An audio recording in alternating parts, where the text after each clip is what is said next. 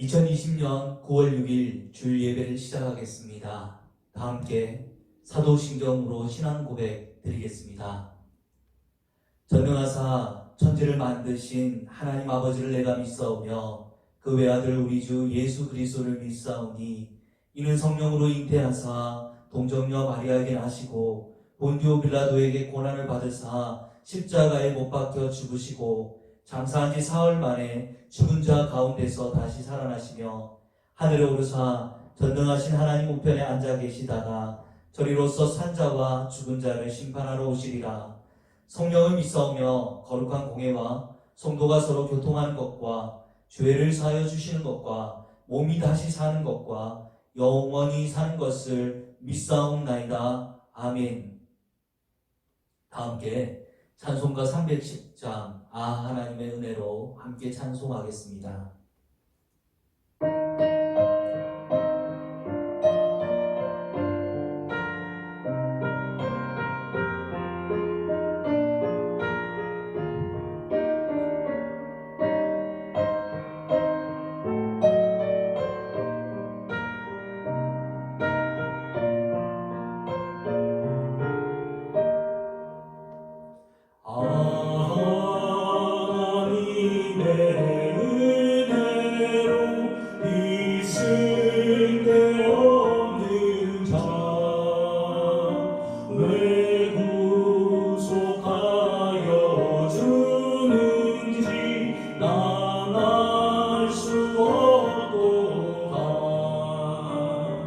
내가 믿고 또 의지하는 내 모든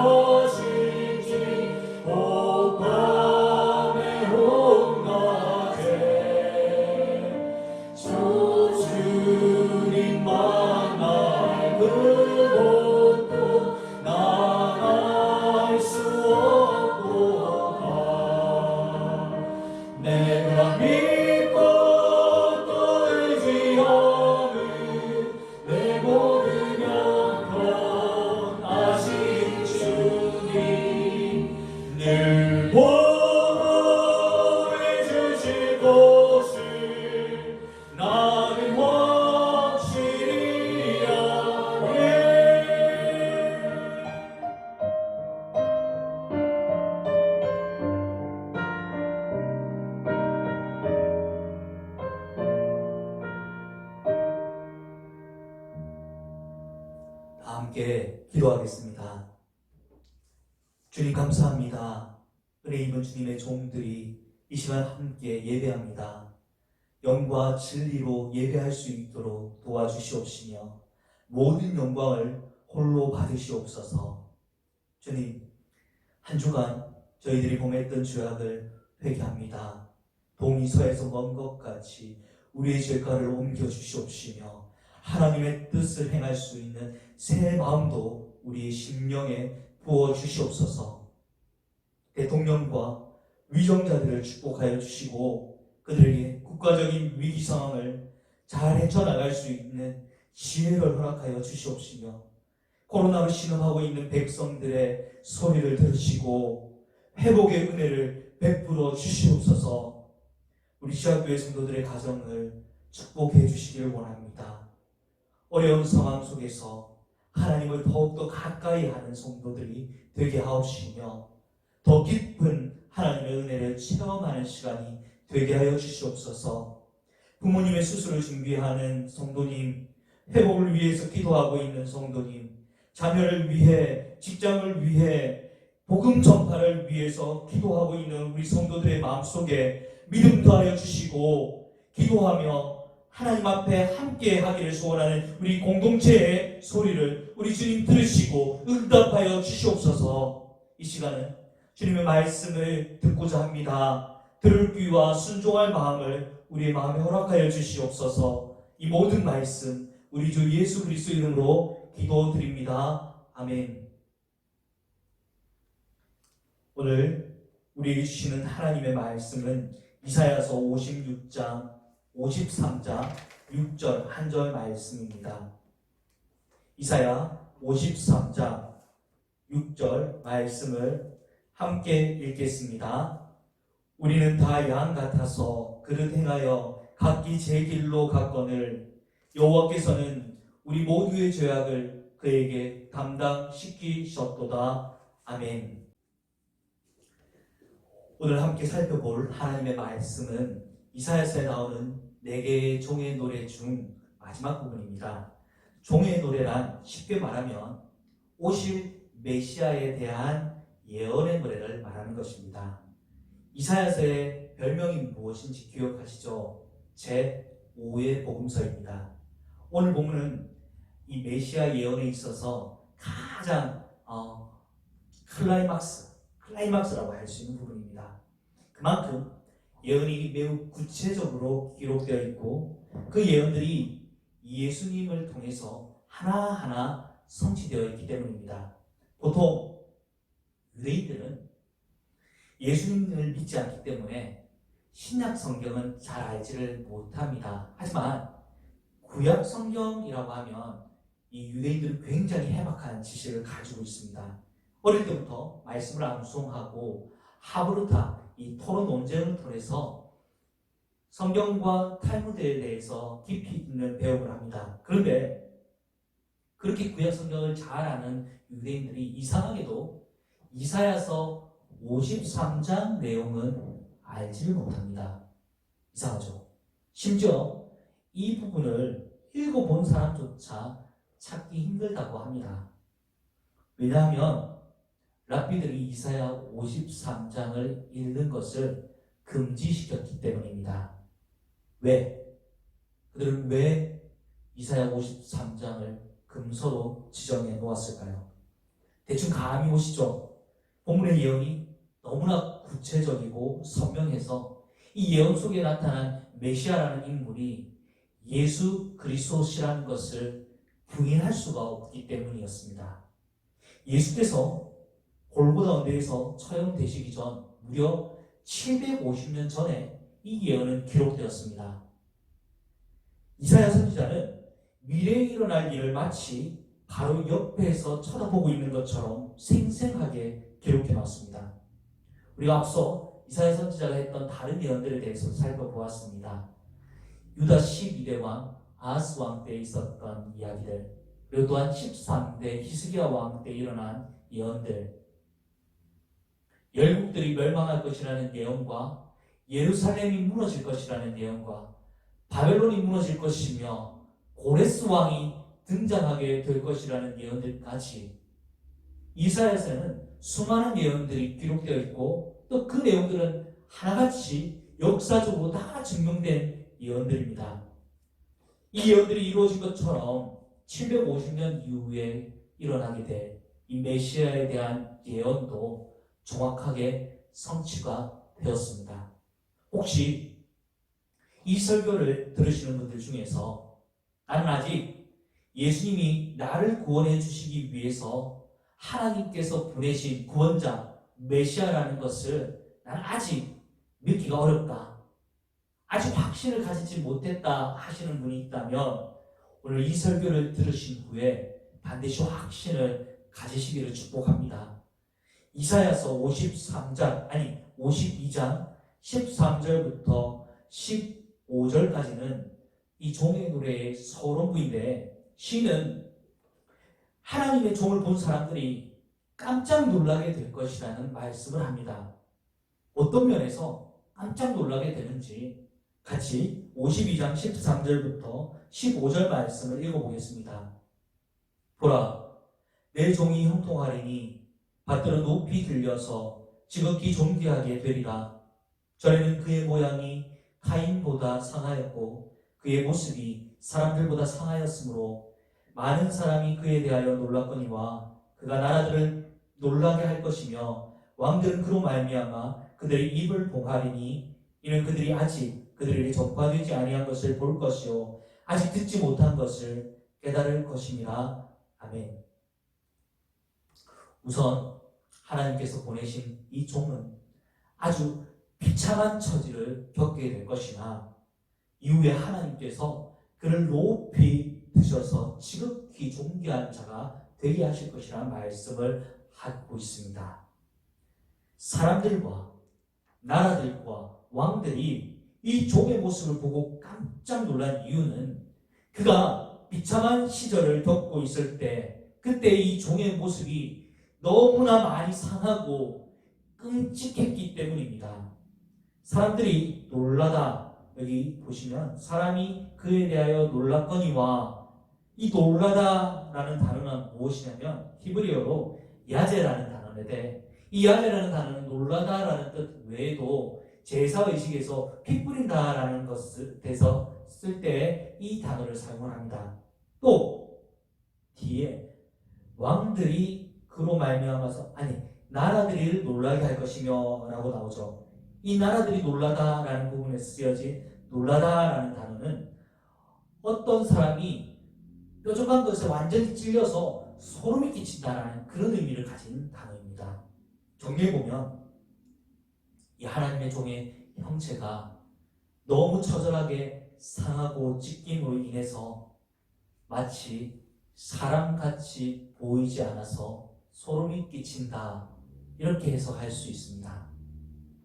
계속해서 하나님의 종이 어떻게 얼마나 낮아지셨는지, 얼마나 많은 고난을 당하셨는지 함께 살펴보겠습니다. 53장 1절과 2절 말씀을 읽어보겠습니다. 우리가 전한 것을 누가 믿었느냐? 여호와의 팔이 누구에게 나타났느냐? 그는 주 앞에서 자라나기를 연한 순 같고 마른 땅에서 나온 뿌리 같아서 고운 모양도 없고 형체도 없은즉 우리가 보기에 흠모할 만한 아름다운 것이 없도다. 아멘. 먼저 종의 낮아진 모습을, 이 외모를 나타내는 말입니다. 종의 낮아진 모습을 볼 수 있습니다. 선지자는 그 종이 자라나기를 연한 순 같고 마른 땅에서 나온 뿌리 같다라고 설명을 합니다. 이 연한 순이라는 것은 어린 세상을 말하는 것이죠. 종의 유약하고 연약한 모습을 표현한 것입니다. 마른 땅에서 나온 뿌리는 무엇입니까? 이 마른 땅이라는 것은 사막의 모래를 말하는 것이고 그 사막의 모래에서 가까스로 내린 뿌리라는 뜻이죠. 매우 볼품없고 초라해 보인다는 것입니다. 한마디로 유약해 보이고 볼품이 없어서 아무도 관심을 가지지 않는 그런 외모를 지녔다라고 말씀하십니다. 이어서 이사야 53장 3절도 읽어보겠습니다. 그는 멸시를 받아 사람들에게 버림받았으며 간고를 많이 겪었으며 질고를 아는 자라. 마치 사람들이 그에게서 얼굴을 가리는 것 같이 멸시를 당하였고 우리도 그를 귀히 여기지 아니하였도다. 아멘. 이사야 선지자의 예언으로부터 750년이 지난 첫 번째 고난주간, 예수님께서는 겟세마네 동산에서 기도하신 후에 감람산 산깃을 넘어 한 장소에서 이 고난을 시작하십니다. 고난받는 것을 시작하십니다. 예수님은 몸값으로 은 30냥을 받은 가룟 유다가 와서 깜깜한 밤에 예수님께 입을 맞추자 함께 온 로마 군병들이 예수님을 붙들어 끌고 갔습니다. 예수님은 그날 밤새도록 안나스, 가야바, 헤롯, 빌라도 등에게 끌려다니시며 재판을 받으셨으며 죄가 없으셨음에도 불구하고 유죄 판결을 받으셨습니다. 그들이 예수님께 붙인 죄목이 무엇이냐면 성전 모독죄였습니다. 물론 이 죄목 역시 이것도 죄가 될 수 없는 부분이지만 이 죄목 역시 로마 법상으로는 하등에 처벌할 이유가 되지 못하는 것입니다. 그러나 성난 유대인들의 민심을 두려워했던 총독 빌라도는 결국 예수님이 죄가 없음을 알면서도 사형을 선고해버렸습니다. 로마 군병들은 유대인들에게 조롱받는 예수님께 곤장을 치고 9개의 날카로운 쇠조각이 박혀져 있는 채찍을 휘둘렀습니다. 채찍에 몸이 찢겨서 피를 너무 많이 흘리셨습니다. 그래서 예수님의 형벌을 받을 장소까지 자기 십자가를 메고 가셔야 되는데 이 십자가의 무게에 못 이겨서 휘청거리며 쓰러지셨습니다. 군병들은 구경하고 있던 구레네 시몬으로 하여금 예수님의 십자가를 대신 지고 가게 하였고 해골 언덕에서 2명의 강도들과 함께 위로오신 예수님을 십자가에 못 박아 버리셨습니다. 사진 한번 보여주시죠. 화면에 보이는 사진은 로마 시대에 십자가형을 받은 시신에서 나온 것인데 저 못이 박혀져 있는 뼈가 어디냐면 팔꿈치입니다. 이 팔꿈치에 나무와 함께 이 못을 관통시켜버리고 그리고 이 손목 위에 뼈와 뼈 사이 이 중간 부분에 또 못을 박아놓습니다. 십자가 형벌은 상처 부위에서 물과 피가 빠져나가면서 서서히 죽도록 만든 잔혹한 형벌인데 육체적인 고통도 굉장한 고통을 받지만 더 힘든 부분은 사람들의 구경거리가 되게 하고 형벌을 받는 사람에게 극심한 수치와 모욕감을 주기 위한 형벌입니다. 예수님은 인간이 당할 수 있는 가장 극심한 고통을 이미 당해보셨기 때문에 무엇을 알 수 있습니까? 우리 인간의 질고를 알 수 있으신 것입니다. 또 육신의 고통보다 더 고통스러우셨던 것은 사람들에게 당한 조롱과 수치 그리고 배신과 증오였습니다.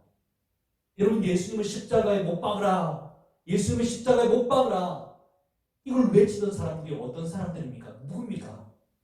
하나님이 내 백성이라고 부르던 사람이 아닙니까? 그들은 하나님이 오셨다라고 하면, 인간으로 오셨다라고 하면 가장 먼저 플래카드를 걸고 나와서 박수치며 환영해야 될 사람들입니다. 그런데 그렇게 영접해 주어야 할 자기 백성들에게 예수님께서는 멸시당하고 천대받으셨던 것입니다. 심지어 제자들조차 예수님께서 죽으시던 그날 모두 다 물불이 흩어져 버렸다고 합니다. 크리스웰이라는 목사님의 설교를 보니 이런 이야기가 나와 있습니다. 미국의 한 젊은 청년이 베트남 전쟁에 참전하였다가 큰 부상을 입어서 회복하기 위해 고향으로 내려왔습니다. 고향에 와서 그는 그의 부모님께 전화를 겁니다. 어머니, 아버지, 제가 돌아왔습니다. 제가 집으로 돌아오게 되었습니다. 부모님들이 너무 기뻐하셨죠.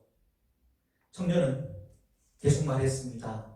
어머니, 아버지, 제 옆에 한 친구가 있습니다. 그는 전쟁에서 계속 저와 함께 지냈는데 그를 집으로 데려가도 좋겠습니까? 부모님들은 좋다라고 말씀하셨습니다. 뭐냐? 아들아, 우리도 그를 보고 싶구나. 그가 또 말했습니다. 그런데 그가 부상을 당했습니다. 얼마나 큰 상처를 입었는지 상상할 수 없을 정도입니다. 그는 간병을 받아야 합니다. 그는 한쪽 눈밖에 없는데 그마저 시력이 없고 한쪽 팔과 한쪽 발도 잘려나갔습니다. 부모님이 말했습니다. 그렇다면 우리는 그런 것에 대해서는 잘 알지 못한다 아들아. 우리는 그런 아이를 돌볼 수가 없단다. 그렇게 많이 다친 사람들을 보살피는 국가기관이나 국립병원이 있지 않니? 우리가 그를 병원 데려가는 것을 도와줄 테니 함께 가자. 거기에서 치료와 간호를 받을 수 있을 것이야. 아들이 대답했습니다. 네, 곧 보게 되실 겁니다. 그 다음 날, 이 아버지와 어머니는 샌프란시스코에 있는 한 시신보관소로부터 전화를 받게 됩니다. 우리는 당신 아들인 것으로 생각되어서 전화를 드렸습니다. 베트남 전쟁에 참전한 당신의 아들이 이 이름이 맞습니까? 그리고 이것은 당신의 주소가 맞습니까? 그렇습니다. 그들 곧장 가서 아들을 확인했습니다. 그 청년은 전날 밤 사비르 호텔에서 목숨을 끊었습니다. 그 부부가 아들의 얼굴을 바라보니 이 아들의 얼굴에는 한쪽 눈이 없었고 한쪽 팔과 발이 잘라져 있었습니다. 여러분, 배신감, 거절당하는 느낌, 여러분 당해보셨죠? 소중한 사람에게 자신이 거절당한다는 기분은 이처럼 견디기가 힘든 것입니다.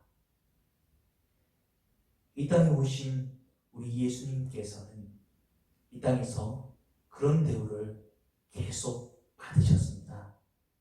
이사야 53장 3절 말씀을 같이 읽어보겠습니다.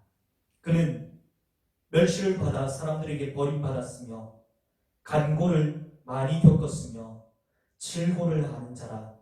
마치 사람들이 그에게서 얼굴을 가리는 것 같이 멸시를 당하였고 우리도 그를 귀히 여기지 아니하였도다. 마지막으로 예수님께서는 육신적인 고통보다 정신적인 고통과 거절감보다 더 큰 고통을 당하셨는데 그 고통이 무엇이냐면 그 고통은 하나님께로부터 버림받는 고통입니다. 이 고통은 제가 설교로 할 수 있는 고통이 아닙니다. 왜냐하면 이 고통을 지금까지 당해본 사람 중에 살아있는 사람이 없기 때문입니다. 한마디로 살아있는 사람 중에는 아무도 이러한 고통을 경험해본 사람이 없기 때문에 상상할 수도 없고 그리고 이것을 말할 수도 없습니다. 굳이 이 고통을 인간이 받는 고통으로 비유를 한다면 아이를 임신한 여인이 해산하는 해산의 고통에 비유할 수도 있을 것 같습니다. 해산의 고통은 인간이 당할 수 있는 가장 극한의 고통이라고 할 수 있죠. 모든 엄마들은 이 해산의 고통을 무릅쓰고 때로는 죽음을 무릅쓰고 아이를 낳습니다. 왜 죽음을 무릅쓰고 그 고통을 받습니까? 고통 후에는 무엇이 주어집니까? 그 고통 후에는 새로운 생명이 탄생하기 때문입니다.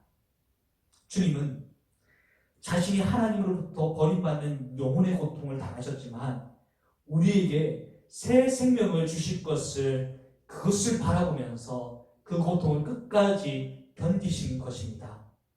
예수님의 죽음은 억울한 누명을 쓴 한 젊은이가 이 무참하게 비참하게 죽어버린 것이 아니라 우리의 죄를 대신 짊어지시고 우리의 죄를 구원해내시기 위해서 하나님의 아들인 당신이 직접 자신의 몸을 속죄의 제물로 하나님께 올려드린 것입니다.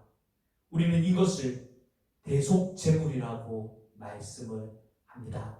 함께 이사야 53장 4절부터 6절까지의 말씀을 읽겠습니다.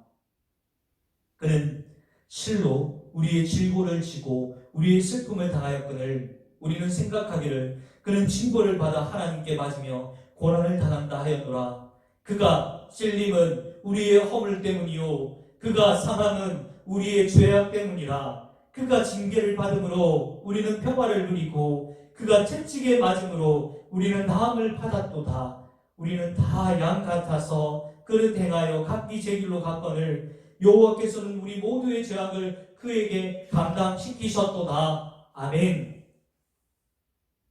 많은 사람들이 방금 읽은 이 메시아의 예언에 해당되는 다른 인물들이 있는지 연구해 보았습니다. 하지만 여기에 딱 들어맞는 인물은 예수님 외에는 단 한 사람도 찾아볼 수가 없었습니다.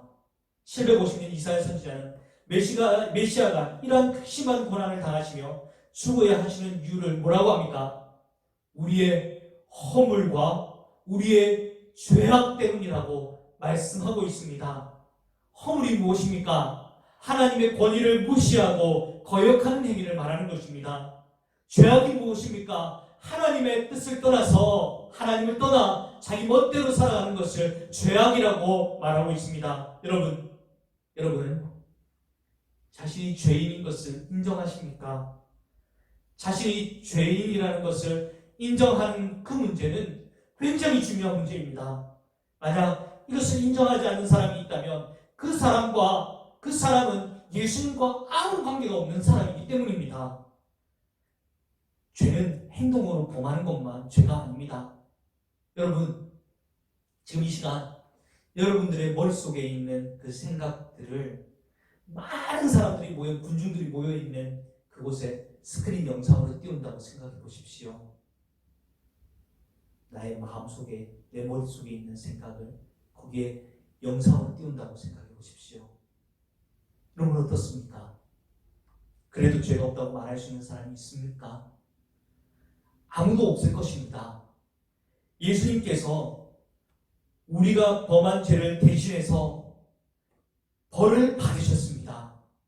이것을 믿으시면 우리 죄가 십자가에 죽으신 예수님께로 옮겨지게 됩니다. 이것을 믿으시면 그는 용서함을 받고 하나님의 자녀가 됩니다. 이 죄가 예수님께로 이동하게 된다는 이것을 신학적인 용어로 무엇이라고 말하냐면 전가라는 단어를 사용합니다. 구원은 우리의 힘으로 얻을 수 있는 것이 아닙니다. 이것이 만약에 우리의 힘으로 얻을 수 있는 것이라면 하나님께서 우리의 힘으로 얻으라고 하셨다면 우리는 절망할 수밖에 없었을 것입니다. 그러나 하나님은 우리가 이것을 할 수 없다는 것을 알고 계십니다.